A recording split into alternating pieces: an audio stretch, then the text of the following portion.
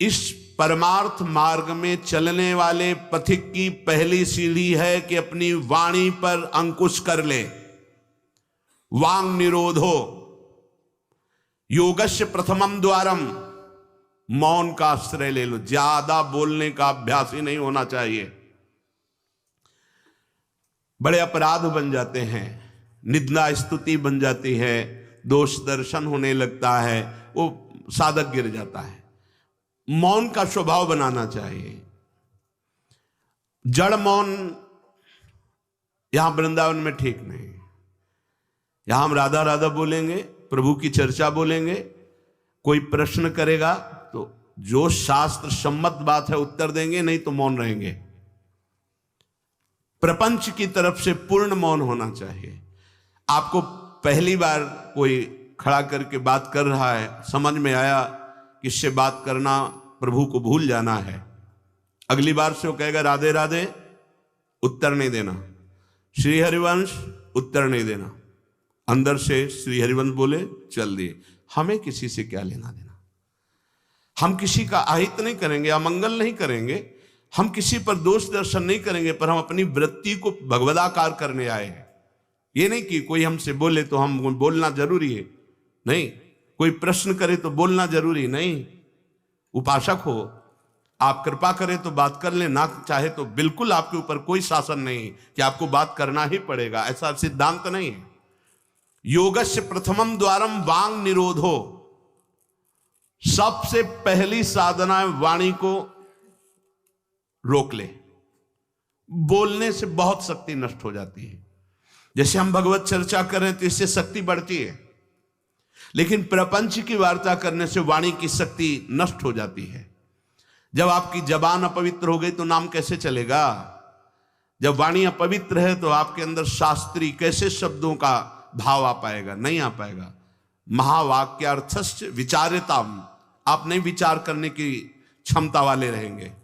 यदि आपने व्यर्थ की बातें शुरू कर दी, अश्लील भाषण बोलते, गंदी भाषा बोलते, तो आप में कभी विचार शक्ति ही नहीं रह जाएगी कि आप शास्त्रों के, संतों के वाक्यों का मनन करने की सामर्थ्य रखें।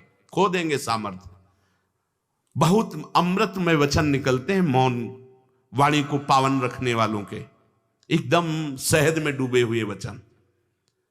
इसलिए वाणी पर अंकुश कीजिए। जरूरत हो तो बोलिए, नहीं तो मौन। श्री जी का जस गाइए, नाम कीर्तन कीजिए, इसके अलावा मौन रहिए। इन नियम ले लीजिए। जब आए हो भगवत प्राप्ति के लिए तो काहे को बख्शो। इन इंद्रियों को सीधे अनुशासन में लीजिए ना। आपका स्वरूप इंद्रियां थोड़ी हैं, आप इनके संचालक हैं। जी, ये बहुत दुष्ट है। ये कुछ मिनट तो लगेगा बहुत शांत है और भगवत स्वरूप में लगने वाली हैं, और एक क्षण में गिरा के ऐसे नरक में खड़ा कर देंगी।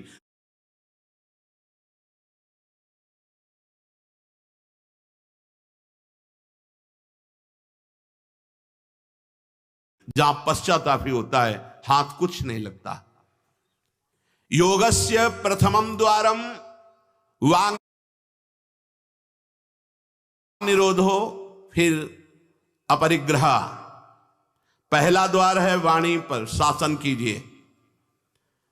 हम वाणी गायन करेंगे, श्री जी के लीला चरित्र, नाम कीर्तन, इसके अलावा मौन। कई साधकों को यह स्पष्ट आज्ञा करी श्री जी की प्रेरणा से कि आप नहीं बोलोगे, तो उसका पालन करना चाहिए। जब सत्संग में आप सुन रहे हैं कि योगस्य प्रथमम द्वारम, तो आप अपनी वाणी को संयम में रखिए। किसी की मजाक, उपहास, किसी की चुगली, निंदा, ये सब बिल्कुल नहीं। अगर आप ये सब करते रहेंगे तो निरंतर नाम नहीं चलेगा। आप सत्संग का मनन नहीं कर पाएंगे। मनन करके आप अपने आराध्य देव में स्थित नहीं हो पाएंगे। जरूरी है मौन, जरूरी है, पर विचार मौन। ये धाम है, इसलिए हम जड़ मौन की बात नहीं करते, विचार मौन।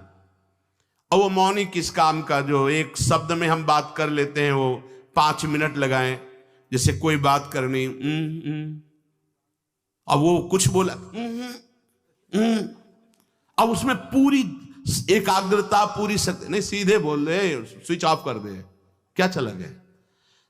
जड़ मौन के लिए फिर ना ऊ, कुछ नहीं, ना लिखना, ना पढ़ना, ना कुछ। बिल्कुल बालवत परमहंस स्थिति, कोई प्रश्न नहीं, कोई उत्तर नहीं, एकदम जड़वत, जीते जी मृत, जीवन मुक्त होने के लिए। तो वो ये श्रीधाम वृंदावन है, यहां उचित नहीं, क्योंकि यहां राधा नाम स्वयं हरि रटते हैं, तो हमारी जबान की सार्थकता है, राधा नाम कीर्तन करें, वाणी जी का गायन, इसके अलावा मौन रहे। दूसरा, अपरिग्रह, उतना ही स्वीकार कीजिए जिससे आपकी जीवन यात्रा चलती, इसके बाद नहीं। एक भी वस्तु एक्स्ट्रा आपके पास नहीं होनी चाहिए। क्यों होनी चाहिए? जब रोज का रोज श्री जी दे रही तो तुम्हें एकत्रित करने की जरूरत क्या है? आपको जो दिनचर्या में चाहिए बस उतना ही, इसके आगे नहीं। एक भी कंबल एक्स्ट्रा नहीं रखना होना चाहिए, एक भी वस्त्र नहीं एक्स्ट्रा नहीं होना चाहिए। जो हमारी दिनचर्या में आ रहे हैं कि 2 कॉपिन, 2 मार्किन, बनियान, स्वेटर, 1 कंबल या 2 कंबल, जिससे आपकी दिनचर्या कट रही, बस इसके अलावा आपके पास कुछ नहीं। आपकी जो दिनचर्या है, वो दिनचर्या जो प्रभु दिए हुए हैं शरीर पालन पोषण के लिए, शरीर के लिए उतनी आवश्यक है। अगर सही दिनचर्या करनी तो राइट टाइम पे आपका पहले कंबल हटना चाहिए। समय कंबल फेंक दिया दूर, अब अपनी दिनचर्या में लग जाओ। काहे को शरीर को इतना दुलार करके बबुआ बनाए हुए हो, कान के कंटूप ऐसे बांधे, मुंह में ऐसे बांधे, ऐसे क्या होना है इसको? ये जड़ शरीर है, जितना प्यार करोगे उतना ही परेशान करेगा ये। हाँ, इसको ज्यादा नहीं, आहार दे दिया, संयम नियम से स्नान ध्यान पूजा पाठ, हर समय भगवत चिंतन, ये जड़ है, अभ्यास है। यहां कौन बांधता है कुछ? 12 महीना झेलता है नहीं मस्तक ये सब, कौन बांधता है? ऐसे अभ्यास, चलो इतने कमजोर अभ्यास के हैं तो जितना उचित वस्त्र उतना पहन लिया। अब ये नहीं कि सोमवार को हरा, मंगल को नीला और बृहस्पति को पीला, और अलग अलग दिन के अलग अलग स्वेटर, अलग अलग दिन के अलग अलग। भैया ये विलासिता नहीं। भगवत प्राप्ति करनी तो एक स्वेटर में 10-5 साल तो कट ही जाएंगे, दूसरा हम क्यों लें?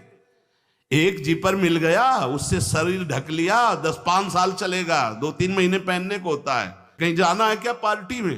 हमारी यही पार्टी, बाबा जी की पार्टी, भगवत मार्ग के पथिक है। उचित उचित बिल्कुल नहीं से बहुत, वो इसको दुलार करने का मतलब है अपना पतन करना। सच्ची मान लीजिए, इसका पतन करना। वयोवृद्ध है, रोगी शरीर, वो अलग बात है, थोड़ा तो आनंद लीजिए प्रकृति का वार सहने का।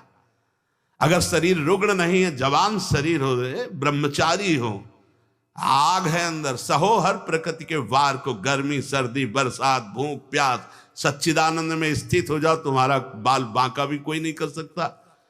अब मार दिन में 50 बार शीशा देखना, अब वो फंसाएगा कि नहीं फंसाएगा? चेहरा फंसाएगा ना। तिलक के सिवा दोबारा शीशा नहीं देखना चाहिए। इस देहाभिमान के राग को काटना कि पुष्ट करना है? जय बार निकले तय बार देख करके हर सेटिंग किसको दिखा रहे हो यार? क्या तुम किसी को लुभायमान करना चाहते हो क्या? हरि को? तुम्हारे इस पार्थिव शरीर पे लुभायमान होने वाले नहीं, और जो लुभायमान होगा तुमको नष्ट कर देगा। तो हमें इसको बिगाड़ के रखना है, इसको सजा के नहीं, भगवत प्रसादी आदि लगाए। हमारा देहाभिमान बार बार हमको गिराने की कोशिश करेगा। ये हम जो हंसी मजाक में भी कह रहे, इसको अच्छे से समझना। ये जो 2 प्रकार की पद्धति रखी गई है कि आप मुंडन करवा के रखिए क्योंकि आपके बालों से शोभा बढ़ेगी, और आप बाल रखा के रखिए क्योंकि आपकी शोभा बिगड़नी चाहिए। रज लगा के रखिए कि आपको ही आपके शरीर में राग न रह जाए। बात यहां किसी के दिखाने के लिए नहीं है, आपके शरीर में आपको राग न रह जाए।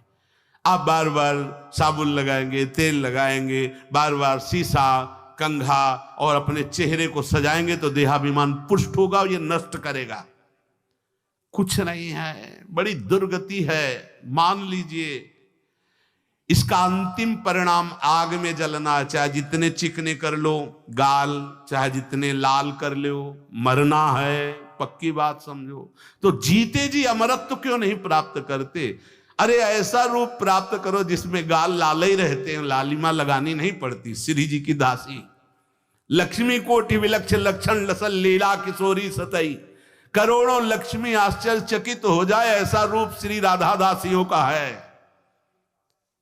गीध देह तज धरि हरि रूपा, गीध ने शरीर त्यागा, हरि रूप होकर धाम जा रहा है। बाहरी लाली लगाने से थोड़ी हरि मिल जाएंगे, बाहरी श्रृंगार से थोड़ी हरि मिल जाएंगे। प्रार्थना मान लीजिए कुछ दिन का है, धोखे में मत फंसिए, ये धोखा है। खेत में रक्षा करने वाले एक धोखा टांगते हैं, पैंट शर्ट टोपी लगा के, वहां कोई नहीं होता, लेकिन पशु धोखे में हो जाते हैं। ये धोखा है। अगर पशुवत बुद्धि रखोगे तो ये धोखा तुम्हें पूरे जीवन, पूरा का पूरा जीवन नष्ट कर देगा। इसी धोखे से निकलने के लिए हमें अवसर मिला है। योगस्य प्रथमम द्वारम वांग निरोधो अपरिग्रह, वाणी से मौन रहिए, जितनी आवश्यकता है उतना वस्त्र लीजिए। एक संत भगवान आए थे, एक मार्किने से बांधे हुए थे, साल उड़ाया, तो बोले आपकी आज्ञा इसलिए ओढ़ लेते हैं। तो हम कहा किसी बाहर निकल के किसी को दे देना, हमारी श्री जी की प्रसादी, इसलिए हमारी प्रसन्नता के लिए। तो उनका ओढ़ लेते हैं, पर महाराज हम रहते ऐसे ही हैं। हम कहा धन्य है, नौजवान हो, बहुत सुंदर है। तो हम कहा आप बाहर जब निकलना किसी को देखना ऐसे आवश्यक है तो आप दे देना। तो बड़े प्रसन्न हुए, आदर करके उन पर हृदय में आदर हुआ उनका, नहीं मुझे नहीं चाहिए, मैं तो जैसी रहनी से रहता हूं। हमने घटिया घाट है एक फर्रुखाबाद फतेहगढ़ की तरफ, वहां रुके हुए थे। एक महात्मा को देखा, वयोवृद्ध थे, एक पतली मार्किन, माघ महीना, ये कौन सा माघ चल रहा है, यही तो चल रहा है, मकर संक्रांति का अवसर। तो वहां रामनगरिया लगती है 1 महीने के लिए। जैसे प्रयाग में कुंभ में लगता है, तो गंगा किनारे हर साल मकर संक्रांति में हजारों लोग 1 महीना वास करते हैं, रोज गंगा स्नान त्रिकाल करते हैं। उन महात्मा जी के समीप रात्रि में गए तो शरीर कांप रहा था और मंत्राकार वृत्ति, एक झोपड़ी में बैठे हुए थे। बड़ी लज्जा लगी हमें अपने ऊपर कि हमारा जवान शरीर है, 30-35 वर्ष पहले की बात, और हम 1 मार्किन पहने, 1 मार्किन ओढ़े, ये तो केवल 1 मार्किन पे है, तो हमारा क्या कर्तव्य बनता है, हमको ये भी फेंक देना चाहिए। ये वयोवृद्ध हैं और मौन है। तो उनसे प्रार्थना की कि यहां आश्रम से एक कंबल ले आए, आपका शरीर कांप रहा है। ऐसे मुस्कुरा के कहा नहीं। तो चोट पे चोट लग रही थी कि धिक्कार हमारे जीवन को, ये वयोवृद्ध होकर इतना तितिक्षापूर्ण जीवन, और हम जवान होकर के इसको सह नहीं पा रहे। आप सच्ची मानना, जो तितिक्षापूर्ण है बहुत जल्दी भगवत साक्षात्कार होता है। भगवान आदेश करते तास तितिक्षस्व भारत। आज हम केवल शरीर दुलार में अपने समय को नष्ट करते हैं, शरीर पोषण में।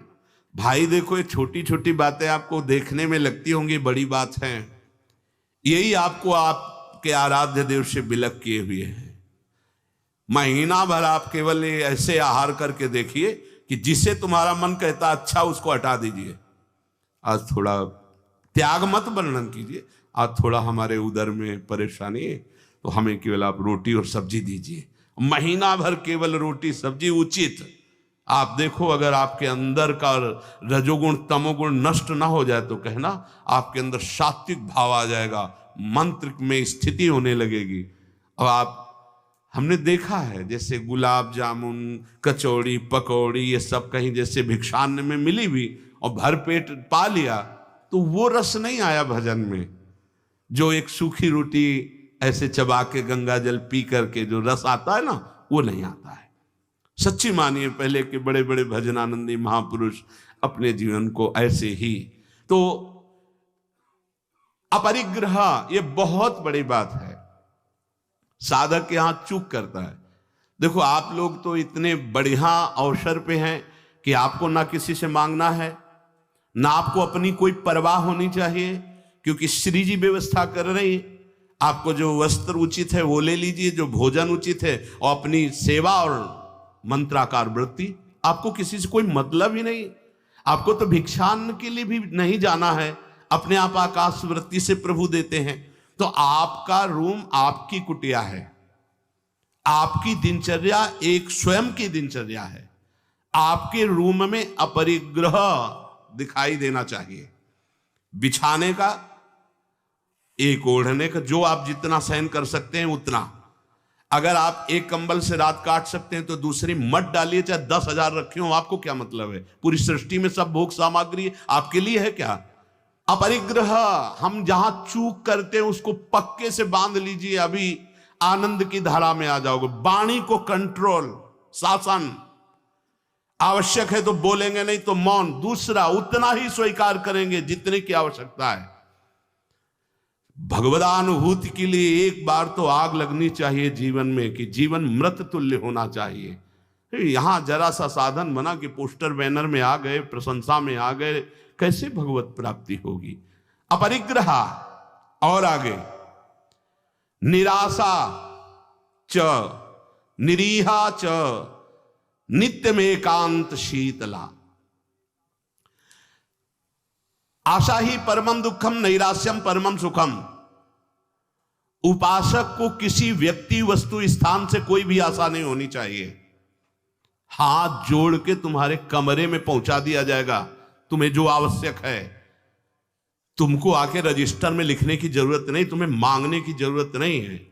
तुम निष्ठापूर्वक ध्यान दे करके देखिए, ये देखा गया जीवन में, जिस समय जो आवश्यकता होती है हाथ जोड़कर वो आता है। कौन? जिसकी शरण में हो। समझ नहीं पाते और कहता है ये वस्तु ले लो, तो आश्चर्य होता है कि ये बात कैसे कोई जान गया कि मुझे आवश्यकता थी, मेरे शरीर को आवश्यकता थी। जितनी जो आवश्यकता उतना। इसके बाद आशा ही नहीं, निराशा हमारा परम पद में पहुंचाने वाला मार्ग है। आशा ही परमम दुखम, नैराश्यम परमम सुखम। किसी व्यक्ति से, किसी वस्तु की आशा बिल्कुल नहीं होनी चाहिए। तब लग जोगी जगत गुरु, जब लग रहा है निराश, जब आशा मन में भई जग गुरु जोगी दास। आशा नहीं होनी चाहिए। आशा एक ही बात की होनी चाहिए, कब किशोरी जो मिलेंगी। आशा से दास्यम वृषभानु जायास, तीरे समध्यास जब भानु जाया। कब मैं अपने स्वरूप में स्थित होऊंगा, इसके अलावा कोई आशा नहीं। शरीर की आवश्यकता है। मान लो यहां सुविधा है कि भाई आप यहां से ले लीजिए, तो आप ले लीजिए, नहीं तो किसी से मांगने की जरूरत नहीं। कभी तो ऐसे रहना सीखो ना कि कोई आशा नहीं, कोई इच्छा नहीं, और आप हृदय की बात जानते हो। आप देखना, आपको जो शरीर की जरूरत हो आप देखते रहना, देते रहना। बिल्कुल बिल्कुल वो एक एक कदम पर देखते हैं। जो अव्यवस्थित, तो हमने देखा है एक एक कदम पर व्यवस्था। आपको अपने स्वामी पे विश्वास होना चाहिए, आशा किसी से नहीं। आशा एक राम जी से दूजी आशा छोड़ दे, नाता एक राम जी से दूजो नाता तोड़ दे। यह संसार आशा में ही तो दुख को प्राप्त हो रहा है। पिंगला वैश्या को भगवान दत्तात्रेय जी ने गुरु माना, क्योंकि उसने आशा का त्याग कर दी। आशा नहीं। अब मैं पुरुषों से आशा करती थी, अब परम पुरुष से आशा करूंगी, अपने आत्मस्वरूप से। आप किसी की जरूरत नहीं, मैं किसी से रमण की आशा नहीं करूंगी, एकमात्र अपने आत्मस्वरूप। उसी समय उसको गुरु मान लिया। पहला, वाणी का मौन, उचित बोलो। दूसरा, सामान उतनी रखो जितनी आवश्यकता हो।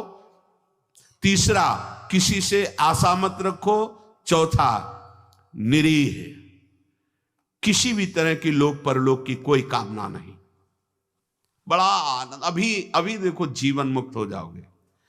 किसी से लोक की कोई आवश्यकता नहीं, लोक वस्तु की, और निरीह, कोई कामना नहीं। कितना हृदय अभी आनंदित हो जाएगा, प्रसन्न हो जाएगा। जैसे पीछे कहा कि अंतर्मुख होकर, निष्काम होकर जो भजन होता है उसमें मन प्रसन्न हो जाता है। उसी अखंड प्रसन्नता में परमात्मा साक्षात्कार होता है। निरीह, कोई इच्छा नहीं। आज क्या पाएंगे, कोई इच्छा ही नहीं आनी चाहिए। कुछ स्पेशल प्रार्थना होती, कुछ स्पेशल तो राधा नाम है, राधा रूप है, वो आप दे सकते हो तो दे दीजिए, नहीं वो तो नहीं, तो फिर और स्पेशल क्या हो सकता है? ये तो सब पार है संसार के। ये साधक, उपासक, चाहे गृहस्थ हो चाहे विरक्त, एक निष्ठा होनी चाहिए, एक निष्ठा। एक नए साधक को हमने देखा कि कपड़ा ऊपर से पड़ा था और गमछा पेट में बंधा था। जब प्रसाद पाने के लिए बैठे, किसी जगह हम रहते थे, वो आए थे मंडली से, तो हम संतों पर बहुत सूक्ष्म दृष्टि, उनके व्यवहार, उनके आचरण से, क्योंकि सब कुछ सीखने को मिलता है। तो देखा कि खींच के पेट में गमछे से गांठ बंधी थी, जब वो प्रसाद को बैठे, वो पहले नहीं बंधी थी। तो उनके नजदीक गए और कहा, महाराज जी इसका क्या रहस्य, आप गमछा बांधे? बोले साधन में एक उचित आहार चाहिए। तो मुझे पता चल जाता है जहां थोड़ा पाया तो इतने में एक हम इतनी गमछा नाप का, उसमें 3 गांठ, तो उतना नित्य। बोले कभी ज्यादा आहार नहीं, यद्यपि ये प्रथम साधना के लिए ऐसा है, नहीं तो एक सामने से आहार का निश्चय किया जाता है। इतना आहार, फिर चाहे कितना अमृत हो उसके ऊपर नहीं होना चाहिए। साधु को बार बार नहीं लेना चाहिए। ये जो नहीं पूड़ी पूड़ी, बोले हाँ डालो, खीर हाँ 4 पूड़ी रख दो, इतने सब्जी रख दो, दोबारा आप पूछिएगा किसी से, हमारे से पूछने की जरूरत नहीं। ऐसी दिनचर्या नहीं। गरम गरम भैया, गरम और नरम दोनों से मतलब नहीं है। महापुरुषों ने देखो, एक बार उड़िया बाबा प्रसाद पवा रहे थे स्वयं खड़े होके, तो 2 प्रकार की पूड़ी बनवाई थी, एक पतली और पकी हुई, और एक मोटी लंबी कच्ची। पकी हुई नीचे रख दिया और कच्ची वाली ऊपर रख दिया, और आप खड़े हो गए ऐसे, सब नवीन साधक ऐसे पारे। उनमें से 50 नीचे वाली पूड़ी ऊपर करके शुरू किया, और कई साधक ऊपर से शुरू किए। तो जो नीचे वाले तुमसे कहा खड़े हो जाओ, वो तो महापुरुष थे, जाओ ब्याह करो जाके, गर्मा गर्म बहू के हाथ पाना, बाबा जी बनने लायक नहीं हो। ऐसे सीधे डांट लगे, कान पकड़ा, महाराज जी गलती हुई। नहीं, आपने ऊपर वाली को नीचे क्यों किया, नीचे वाली को ऊपर क्यों किया? क्योंकि वो पकी थी ना, तुम्हारी स्वाद पर दृष्टि थी ना, इसलिए स्वाद का पोषण करना है तो घर जाओ।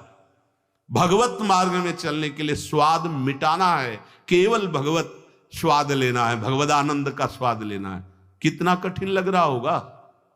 कुछ कठिन नहीं है। जब लक्ष्य बन जाता है भगवत प्राप्ति, तो सब सहज हो जाता है। नहीं खान पान ते भावे है, नहीं कोमल वसन सुहावे है, सब विषय लगे ते खारा है, हरि आशिक का मग न्यारा है। समझो इस बात को। यहां इतना डबल होता जा रहा है शरीर, चर्बी बढ़ती जा रही है, पीछे भी पेट में भी, कि आसन में अगर कहा जाए पद्मासन में 20 मिनट बैठो तो बैठने की हिम्मत नहीं रह गई। तो क्या साधना करोगे? बिल्कुल ये बात होश में रखिए। शरीर को बढ़ावा देना, बिल्कुल अपना नाश करना है। उचित आहार ऐसा कि पाने के बाद तुरंत आसन में 1 घंटे बैठना पड़े तो आपको कोई परेशानी न हो। मान लीजिए आप उदर नहीं हैं, आप प्राण नहीं हैं, आप रसेंद्री नहीं हैं, आप मन नहीं है, उचित आहार दीजिए, रात दिन भजन में लगी, अभी सात्विक भाव आ जाएगा। सात्विक भाव नहीं आ रहा। ईमानदारी से देखिए आप कितना समय मोबाइल में नष्ट करते हैं। जिनके पास मोबाइल है, ईमानदारी से देखिए आप कहीं अंतर्मुख अध्यात्म की वृत्ति से युक्त हो पाएंगे? आप रजोगुणी भोजन करते हैं, आप टच वाला मोबाइल रखते हैं, आप अधिक समय उसमें, भले आप इधर उधर, क्या समय नष्ट कर रहे हो। एक एक सेकंड इतना है। जब कोई जरा सी व्यर्थ की बात करता है तो चिड़चिड़ाहट पैदा होती कि ये तुम अपना समय नष्ट कर रहे हो, समय नष्ट कर। अरे जितने सेकंड में हम राधा राधा बोलते उतने में तुमने व्यर्थ बात सुना दी, व्यर्थ बात।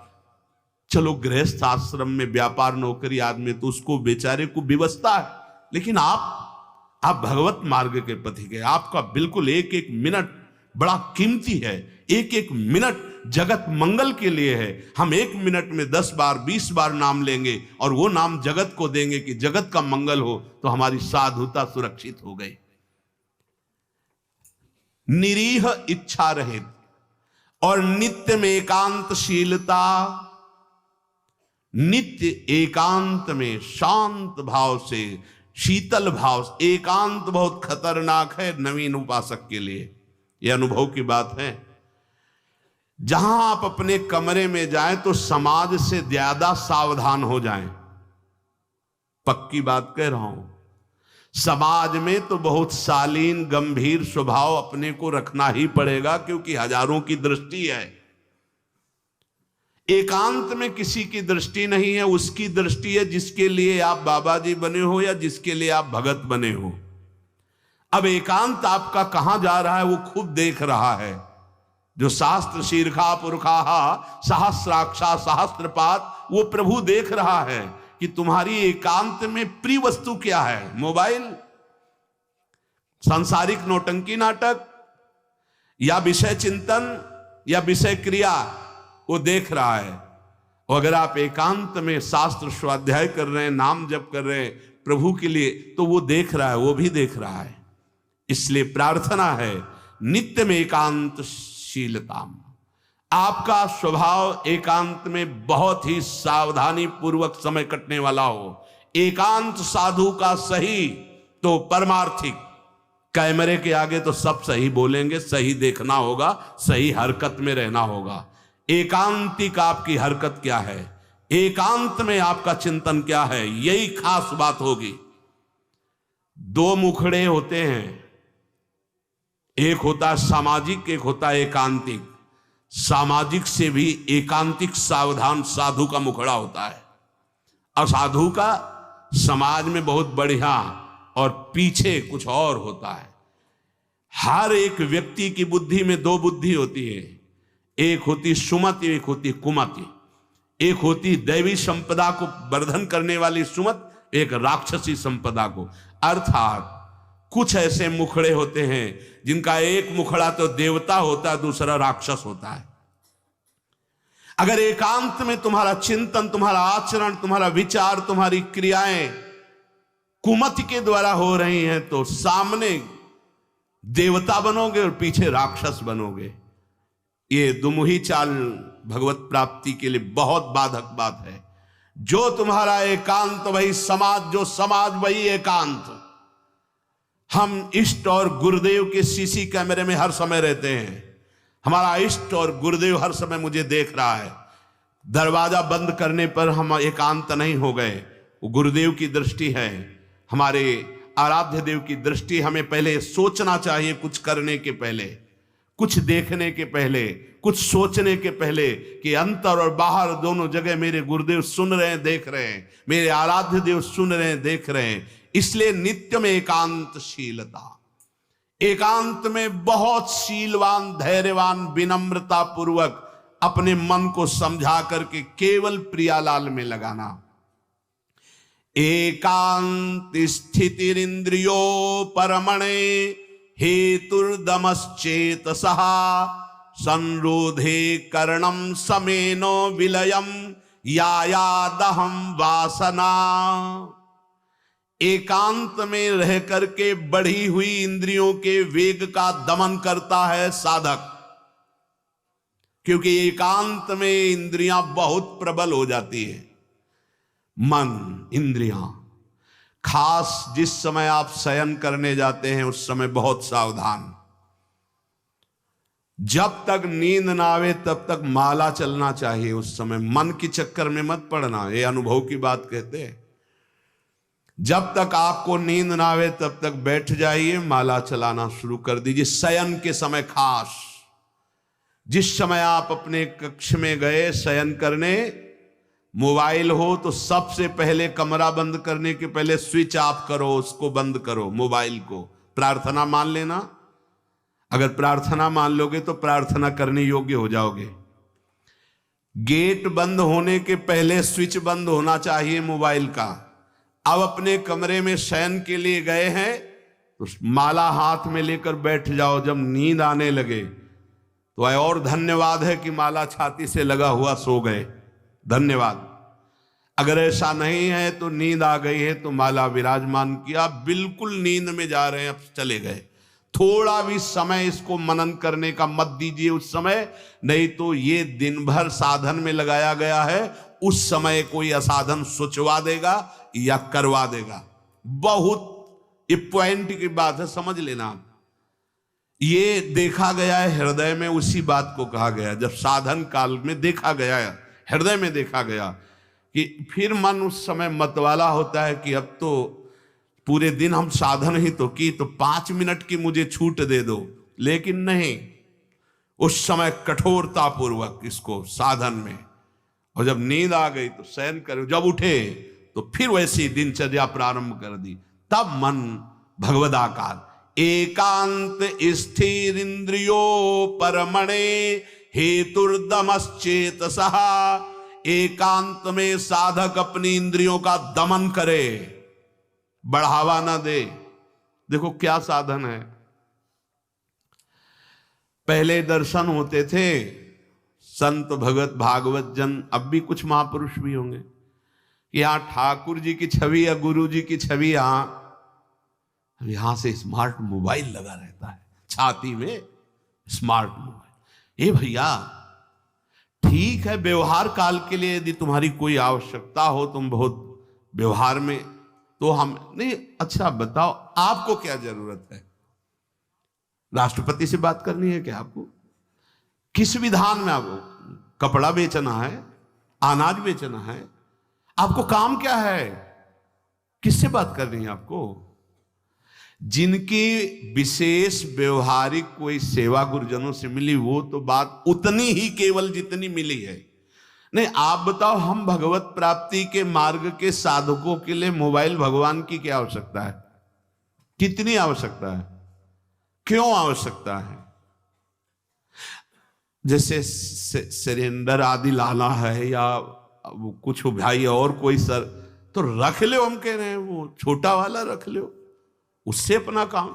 ये बहुत अंदर की बात कहते हैं, क्योंकि इसमें आप स्वतंत्र कुछ भी देख सकते हैं, कुछ भी आप पढ़ सकते हैं, कुछ भी। बहुत ऐसे लाइनें में होते हैं वो सब, बस उसमें क्लिक करो, क्लिक है तो कहते हैं हाँ वो वीडियो आ जाएगा। वो वीडियो आ जाएगा तो तुम्हारा अंदर का वीडियो गायब हो जाएगा, परमार्थ वाला। एकांत स्थिर इंद्रियों पर हेतुर्दमश्चेतसः, दमन कर दो इंद्रियों का। ये कहां सीखोगे, कब सीखोगे, किस देश में सीखोगे, यदि धाम में रहकर इंद्रियों का दमन करना ना आया? इंद्रियों का दमन कर दो। इंद्रिय दमन होने से चित्त का स्वयं निरोध हो जाता है, और चित्त की वासना का नाश होते ही योगी को परमानंद का अनुभव हो जाता है। यह है खेल। इंद्रियों का दमन हुआ, मन और चित्त एक ही बात है।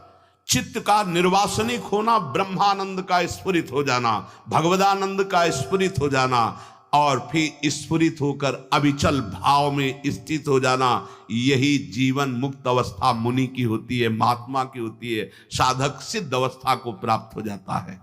इसलिए जो सत्संग में सुना उसका मनन किया जाए, उसको जीवन में धारण किया जाए। देखो, बड़े भाग्य से सत्संग ये मिल रहा है जो शास्त्र सम्मत, मन का और आसक्त संसार में हो जाना, मन का भंजन होकर परमात्मा प्राप्ति के लिए चलना, ये तो बहुत ही कठिन। आप सुन रहे हो, हम बड़े कृपा पात्र हैं जो आप सुन रहे हो। आप सुन रहे हो तो हम बड़े कृपा पात्र हैं कि आप ये सत्संग सुन रहे हो। नहीं तो इस सत्संग के सुनने के लिए अपने आप से गा लो, अपने आप से सुन लो, वो तो सुनने को मिलेगा क्योंकि उसमें, लेकिन इसमें सुना है, इसमें नाश नाश नाश, काट काट, हर संबंध, हर विषय, हर मनोरंजन काट, फिर आकर के अपने स्वरूप में स्थित हो गया। हम आपके ऋणी हैं जो आप ये सत्संग सुन रहे हैं, और अगर इस सत्संग को सुनकर मनन करके आप जीवन में धारण कर लेंगे तो सच्ची मानिएगा इसी जन्म में भगवत प्राप्ति हो जाएगी, जो अत्यंत कठिन है। नहीं तो विषय रस बढ़ाने वाला, संसार पे सत्यत्व बुद्धि करने वाला, नाना प्रकार के भोगों की प्राप्ति का उपाय बताने वाला, ये तो बात मिल सकती है, ये प्रवचन मिल सकता है, लेकिन समस्त संशयों को छिन्न भिन्न करके परमात्मा स्थित करने, ये तो जब द्रवहि दीन दयालु राघो तो साधु संगति पाइए। इसलिए लाभ ले लीजिए। ये हम कह रहे हैं इसलिए नहीं, ये बहुत बड़ा संयोग बना है प्रभु का। जैसे आंधी कभी कभी आती है, ऐसे ही हरि की अनुग्रह रूपी आंधी चल गई है। अगर इस आंधी में उड़ गए तो प्रभु के पास पहुंच जाओगे, और नहीं तो आगे कलयुग की आंधी ऐसी आ रही है जो काली आंधी है, जिसमें मार्ग ही नहीं दिखाई देगा कि सतमार्ग किसे कहते हैं। जीवन का लाभ ले लीजिए। अपनी इंद्रियों को ज्यादा बहिर्मुख मत कीजिए, नाम जप कीजिए, भगवद आश्रित रहिए। जो सुनिए तो मनन कीजिए, ना पकड़ पाए तो बार बार सुनिए। आजकल तो सुविधा है कि आप इसे 1000 बार सुन सकते हैं। बार बार सुनिए, ये जरूर सुनिए, क्योंकि ये तुम्हारे मन का नाश करेगा जो वासनामय है, तुम्हारी इंद्रियों का दमन करेगा। इंद्रिय और मन को बढ़ावा देने वाला कुसंग होता, सत्संग नहीं। सत्संग तो वही होता है जो सत्य में स्थित कर दे। बड़े भाग पाइप सत्संगा तो बिना प्रयास होई भो भंगा। नाम न छूटने पावे, बस नाम चलता रहेगा तो सब ठीक हो जाएगा। जैसे भी बने, उठते बैठते चलते फिरते